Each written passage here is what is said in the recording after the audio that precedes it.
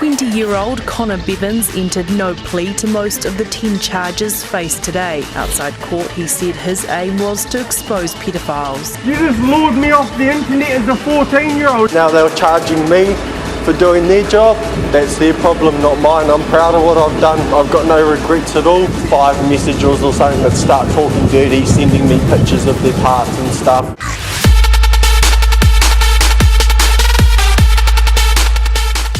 Hello and welcome back to Drama Investigator.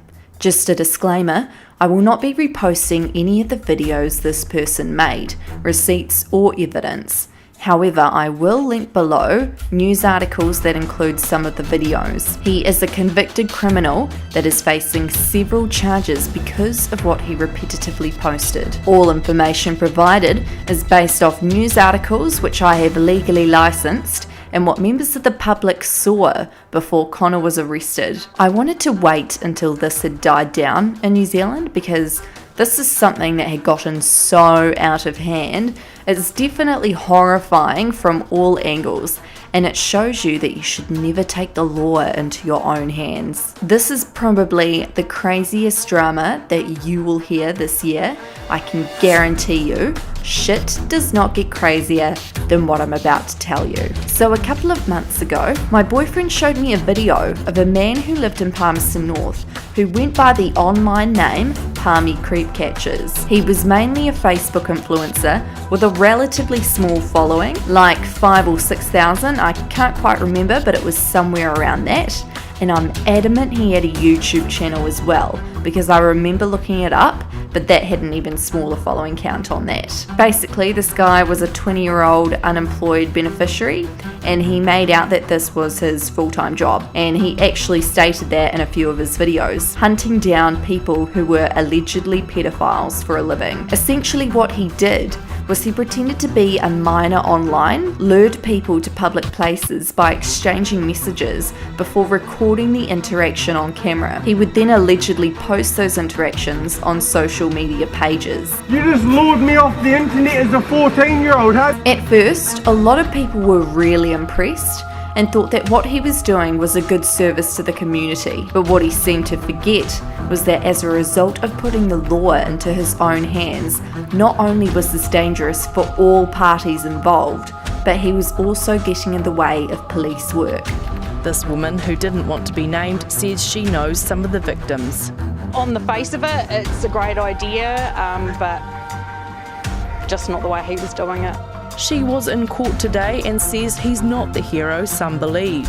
Nobody's been charged. All it's done is these people are now named and shamed with no real evidence. Now, the legal age in New Zealand is 16 to have sex. The people, or kids he was pretending to be, were around 12 to 15 years old, and he was talking to grown adults on Tinder and Grindr. Now, police have seized his electronic devices and have asked him to leave Taupo and return to Palmerston North, his hometown. So Connor notes in one of the interviews with the New Zealand Herald that he fears for his life if he comes back to Palmerston North. He says, and I quote, "They are trying to send me back to somewhere I know I will be taken out." His videos came across as aggressive and obviously not the way to deal with a situation like that. I can't show you guys the videos either, like I said, because they have been taken down by the police. However, I have no idea how news agencies in New Zealand are publicly displaying the videos he made. That's something that I'm not going to fuck with, but I will leave links to those articles and their videos down below if you wish to investigate. In one of the videos allegedly posted on his page, an unknown person is confronted after being lured to a meeting. Connor said, "You're here to meet an underage girl for sex. I've got all the chat logs, and you've been talking to me the whole time." He then told the Herald, which is a news platform in New Zealand, he never meant to hurt anyone, but he also said he did not regret his actions. He says, "I'm proud of what I've done, no matter what people say," and that he doesn't think that it's right that a rapist or sex offender should get name suppression. He said he had taken down the pages, feeling that he has done what he set out to do.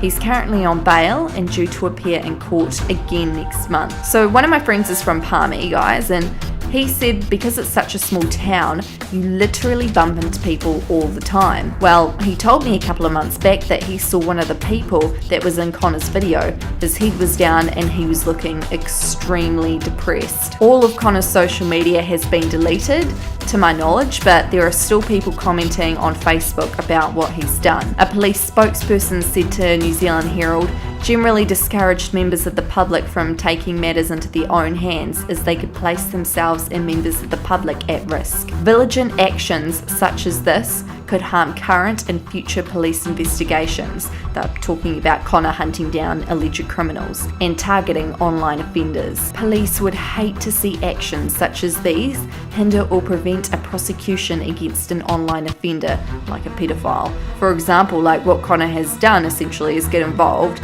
and thus has allowed dangerous people to walk away freely in society because he's gotten in the way of investigations. So this was definitely a police matter to begin with. There's reasons why we have law enforcement officers, because if you take the law into your own hands, you set yourself up for failure, like this unfortunate 20-year-old has. That's all for this investigation. Don't forget to subscribe, like, all my social media will be linked down below in the description, and I will see you guys in our next investigation.